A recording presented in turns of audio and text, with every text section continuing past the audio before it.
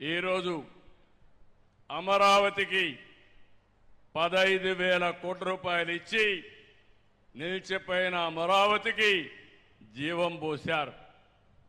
ఈరోజు మళ్ళీ బ్యాంకింగ్ కూడా అందరికీ చెప్పి డబ్బులు ఇప్పించే పరిస్థితికి వచ్చారు. రెండో పక్కన పోలవరం 12,157 కోట్లు ఇచ్చారు. ఈరోజు వారికి హామీ ఇస్తున్నాను ఈ నరసరావుపేట మీటింగ్లో 2027 మార్చి లోపల పూర్తి చేసి మొదటి ఫేజ్ ని జాతికి అంకితం చేసే బాధ్యత ఈ ప్రభుత్వం తీసుకుంటాం. తెలుగు వారి ఆత్మగౌరవంగా భావించే విశాఖపట్నం స్టీల్ ప్లాంట్కి 11,440 కోట్లు ఇచ్చారు. ఇప్పుడు ఆ స్టీల్ ప్లాంట్ని రివైవ్ చేసే పరిస్థితికి వచ్చాం.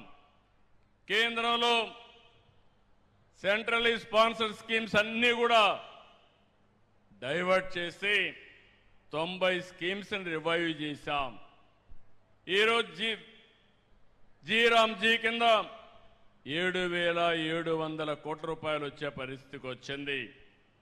జల్ జీవన్ మిషన్ కింద 28,000 కోట్ల రూపాయలు తెచ్చుకోగలిగాం. రాయలసీమని హార్టికల్చర్ హబ్గా తయారు చేయడానికి 1,00,000 కోట్ల రూపాయలు పెట్టుబడులు పెడతాం. ఇందులో 40,000 కోట్ల రూపాయలు కేంద్ర సహకారంతో రుణం తెచ్చుకుంటున్నాం. కొంత గ్రాంట్ ఇచ్చారు. 60,000 కోట్ల రూపాయలు ప్రైవేటు పెట్టుబడులు వస్తాయి. ప్రపంచానికి ఒక గ్లోబల్ హబ్గా రాయలసీమ హార్టికల్చర్లో తయారవుతుంది. ఇవన్నీ కూడా ఒక ఎత్తు అయితే వారి మైండ్ ఎప్పుడు కూడా క్రియేటివ్గా పనిచేస్తుంది. చాలా సున్నితంగా ఆలోచిస్తారు, డీటెయిల్డ్గా ఆలోచిస్తారు. నేను పోయినప్పుడు ఒకటే చెప్పారు, మీరు హై ఇంట్రెస్ట్ రేట్లు ఉన్నాయి, ఇవి తగ్గించకపోతే చాలా ఇబ్బందులు వస్తాయని చెప్పి 12-13% రేట్ ఆఫ్ ఇంట్రెస్ట్ ఉంటే వారి సహకారంతో 8-9%కి తెచ్చాం. దీనివల్ల సంవత్సరానికి 1,538 కోట్ల రూపాయలు ఆదా చేశాం. అది పూర్తిగా సాధ్యమైందంటే నిర్మలా సీతారామన్ గారు చూపించినటువంటి చొరవ, వారిని మనస్ఫూర్తిగా అభినందిస్తున్నాను. ఈ సందర్భంగా మనం ఒక్క విషయం గుర్తుపెట్టుకోవాలి. ప్రపంచం మొత్తం జియో పొలిటికల్ సిచ్యువేషన్, దీనివల్ల యుద్ధాలు జరుగుతున్నాయి. ఇంకో పక్క వాతావరణ పరిస్థితులు తారుమారైపోయినాయి. వర్షాలు పడడం లేదు. పడిన వర్షాలు కూడా పడితే కుంభవృష్టి, లేకపోతే అనావృష్టితో బాధపడుతున్నాం. ఇప్పటి వరకు ఆలమట్టి నిండలేదు. కింద నుండి నారాయణపూర్ ఉంది, జోరాలుంది, తర్వాత శ్రీశైలం నాగార్జున రావాలి. ఈ సంవత్సరం ఆ ఛాయలే కనపడడం లేదు. గోదావరిలో కూడా చాలా వరకు వర్షాలు తక్కువై నీళ్లు రావడం కూడా తగ్గిపోయే పరిస్థితికి వచ్చింది. ఇలాంటి సందర్భాల్లో మిమ్మల్ని అందరినీ ఒకటే కోరుతున్నా, ఈరోజు మనం అందరం కూడా చాలా వరకు సురక్షితంగా ఉన్నాం. నేను ఎన్నోసార్లు చెప్పాను, ఈ దేశానికి నరేంద్ర మోడీ గారు ఒక సమర్థవంతమైన నాయకుడు, ప్రపంచం మెచ్చే ఏకైక నాయకుడు నరేంద్ర మోడీ గారు అని చెప్పి మరొక్కసారి ఈ మీటింగ్లో మీకు విజ్ఞప్తి చేస్తున్నా. వారు నాయకత్వం ఇస్తే నిర్మలా సీతారామన్ గారు దేశ ఆర్థిక వ్యవస్థని సమర్థవంతంగా నిర్వహిస్తున్నారు. ఇలాంటి క్లిష్ట సమయంలో కూడా ఎక్కువ గ్రోత్ వచ్చే దేశం భారతదేశం. ఇన్ని సమస్యలున్నాయి. ఆ సమస్యల్ని అధిగమించడానికి అనునిత్యం కొత్త కొత్త ఇన్నోవేటివ్ ఐడియాస్తో ముందుకు తీసుకుపోయే పరిస్థితికి వచ్చారు. ఈరోజు ఇక్కడుండే ఆడబిడ్డలందరినీ ఒకటి కోరుతున్నాను. ఈరోజు నిర్మలా సీతారామన్ గారు ఒక ఆదర్శం, ఒక మహిళ ఆదర్శవంతంగా పనిచేస్తున్నారు. ఈరోజు దేశాన్ని సమర్థవంతంగా నడిపిస్తున్నారు. ఆ స్ఫూర్తినే తీసుకుని మా డాక్రా సంఘాలని 10 లక్షల సంఘాలున్నాయి. 1,10,00,000 మంది సభ్యులున్నారు. ఈ స్ఫూర్తితోనే వన్ ఫ్యామిలీ వన్ ఆంటర్‌ప్రెన్యూర్, ఒక్కొక్క కుటుంబానికి ఒక పారిశ్రామికవేత్త కావాలి. అది మా ఆడబిడ్డలతో స్టార్ట్ కావాలి. పోయిన సంవత్సరం 1,00,000 మంది ఎంఎస్ఎంఈలు పెట్టారు.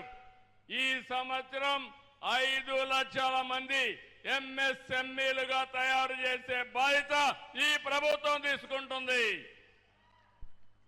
దీనికోసం ఇప్పటికే మీరు ఒక్కసారి ఆలోచిస్తే దేశంలోనే నెంబర్ 1గా ఉన్నాం.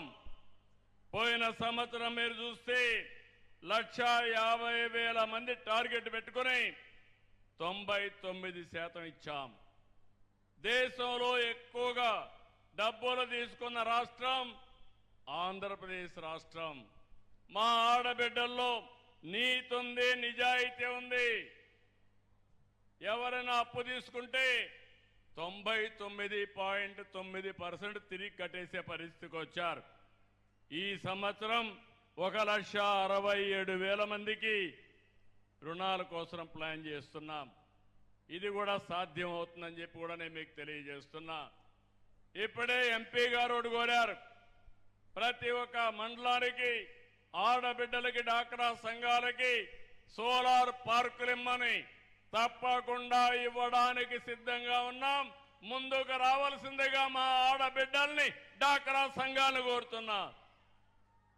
దీన్ని పూర్తిగా సపోర్ట్ చేయడానికి రతన్ టాటా ఇన్నోవేషన్ హబ్ తీసుకొచ్చాం. హబ్ అండ్ స్పోక్ మోడల్ పెట్టాం.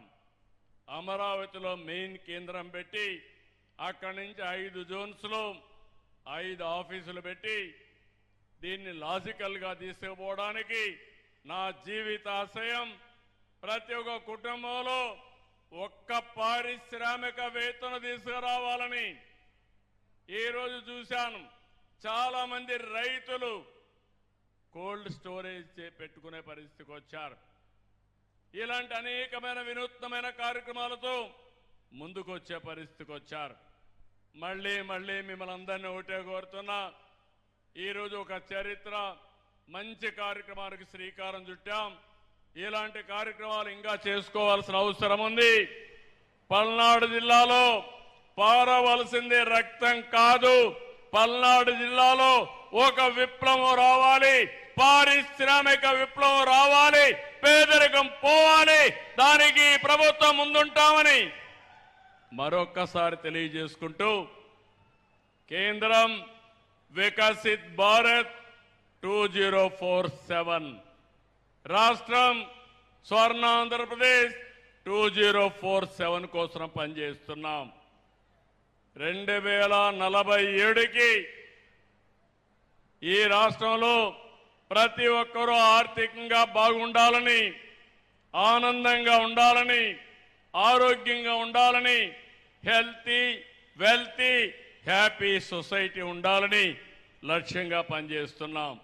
దీనికి అందరూ కూడా సహకరించవలసిందిగా కోరుకుంటూ, మరొకసారి ఈ కార్యక్రమానికి వచ్చిన మిమ్మల్ని అందరినీ మనస్ఫూర్తిగా అభినందిస్తూ, 1,04,000 కుటుంబాలని, అందులో ఉండే 5 లక్షల మందిని మనస్ఫూర్తిగా అభినందిస్తూ, ఈ రుణాల్ని సద్వినియోగం చేసుకోండి.